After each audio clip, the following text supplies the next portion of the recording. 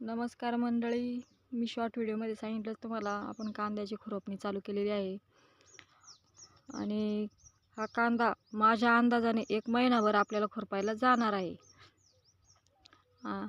कारण की मी सांगितलं पहिलाही प्लॉट आम्हाला महिनाभर खुरपायला गेला होता, तो तर कमी होता.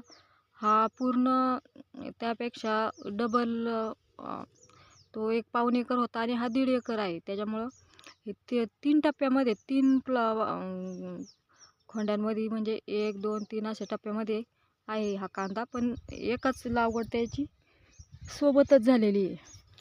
त्यामुळं आता हे 1.5 एकर आपल्याला खुरपायला आहे आणि तो सुद्धा बराच दिवस आपल्याला महिन्याच्या आसपास खुरपायला जाणार आहे. त्यासाठी लवकरच आम्ही खुरपणी चालू केलेली आहे. गवत पण त्यामध्ये आहेच, बारीक बारीक आहे, आता दिसत नाही पण भरपूर आहे. ते व्यवस्थित काढावं लागणार आहे. आणि मग चालू केलेली खुरपणी आपण. आणि काल 3 तारखेला सावित्रीबाई फुले जयंती होऊन गेली. आणि कसं आहे, मला शॉर्ट व्हिडिओ टाकता आला नाही. त्या दिवशी आपल्या मोबाईलला नेटवर्क संपलेलं होतं, बॅलन्स संपलेला होता, त्यामुळे मी टाकला नाही. पण आज मी तो व्हिडिओ शूट करते.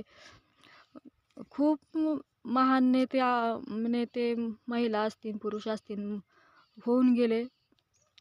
सावित्रीबाई फुलेंनी तर खूप पुण्याचं काम केलं. आपल्या महिलांना शिक्षण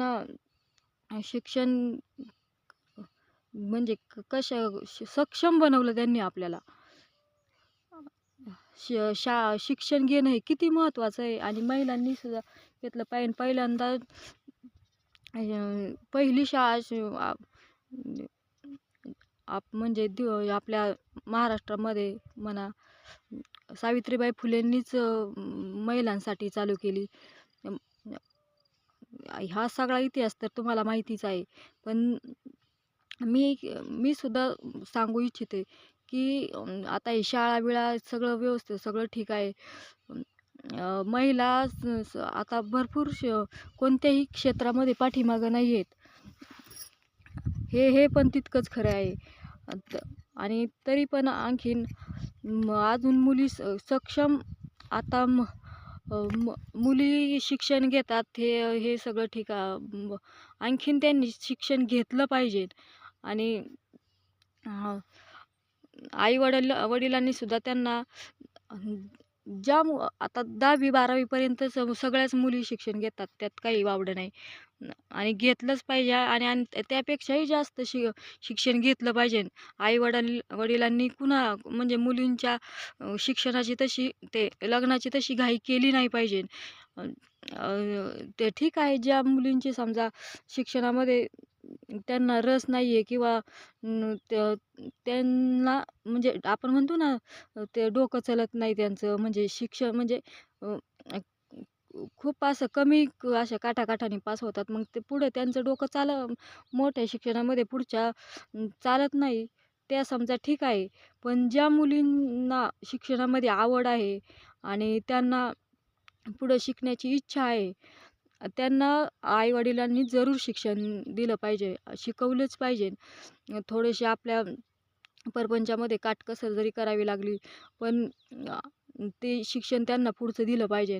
त्यांना जी आवड असेल, खेळामध्ये असो, तुम्ही कुणी इंजिनिअरिंग करा, कुणी त्यांना जी आवड असेल पुढे कोणत्याही क्षेत्रामध्ये, त्यासाठी त्यांना तितका वेळ दिला पाहिजे.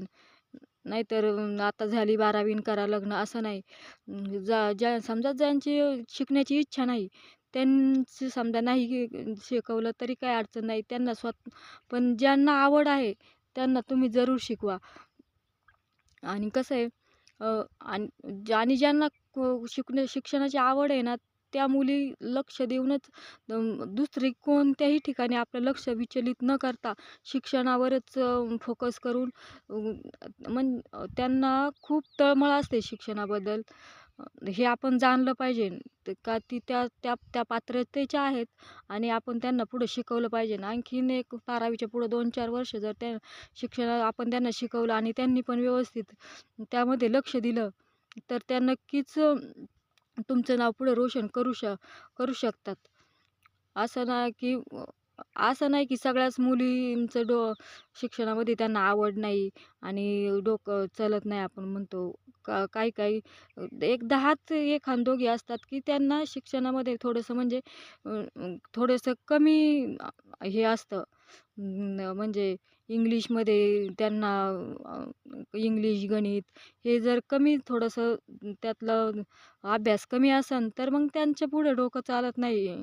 पुढच्या शिक्षणामध्ये इंजिनिअरिंग झालं, ITI, डिप्लोमा, ग्रॅज्युएशन काय असेल तिथे.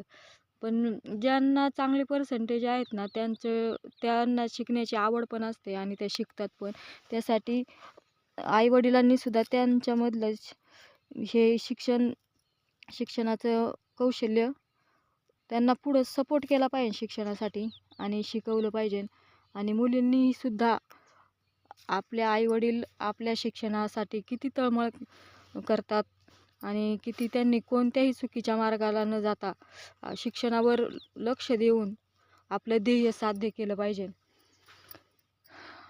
आई-वडिलांचे स्वप्न असतात मुलांनी शिकावं, मोठं व्हावं, आपलं नाव रोशन करावं. मुलगा असो, मुलगी असो.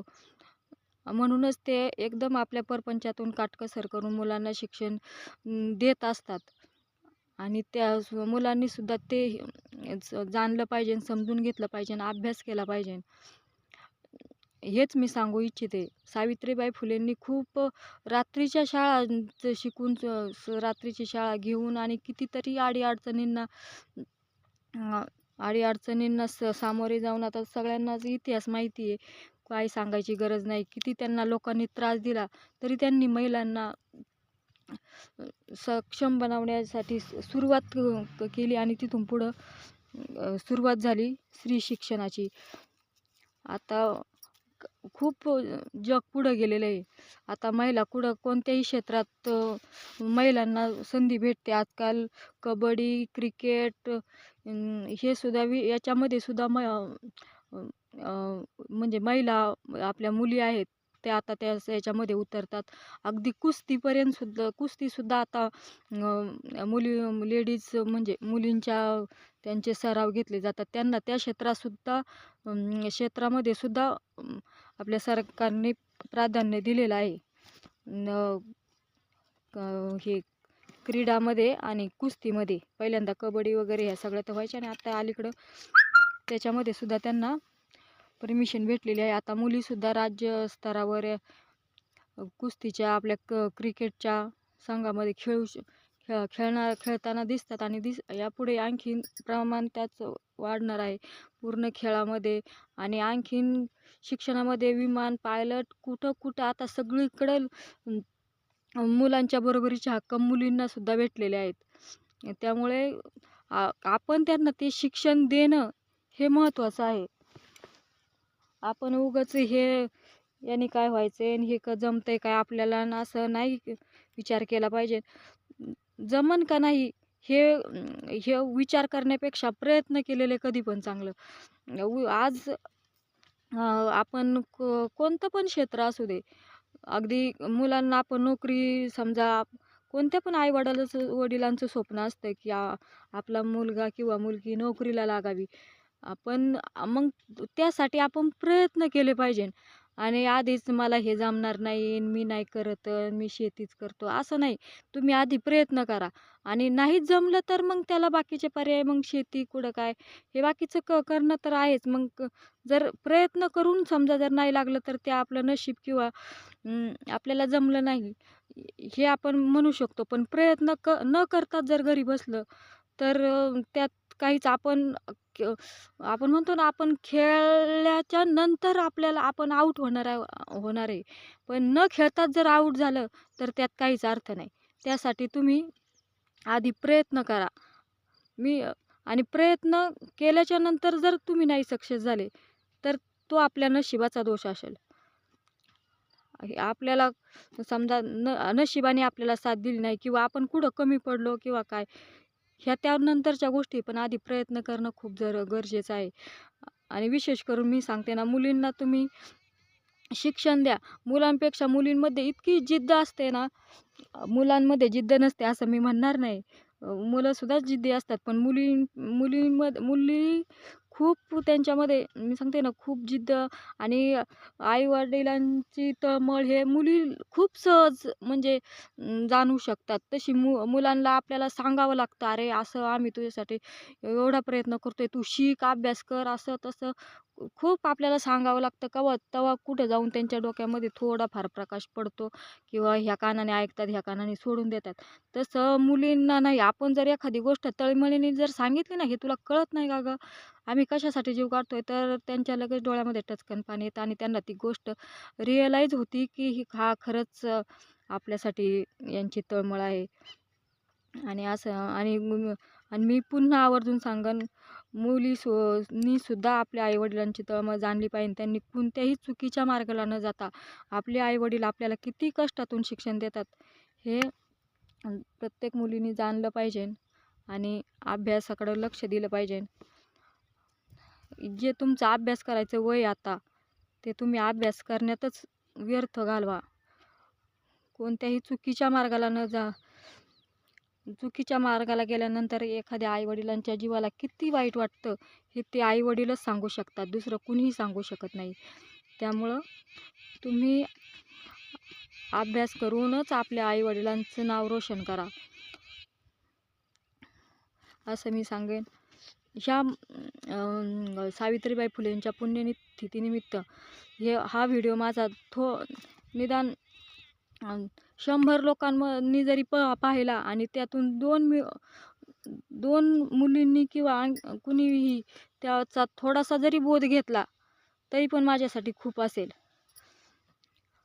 एवढंच मी सांगू इच्छिते. आणि आपल्या चॅनलला सबस्क्राईब करत चला, एवढं सांगेन मी. Bye bye.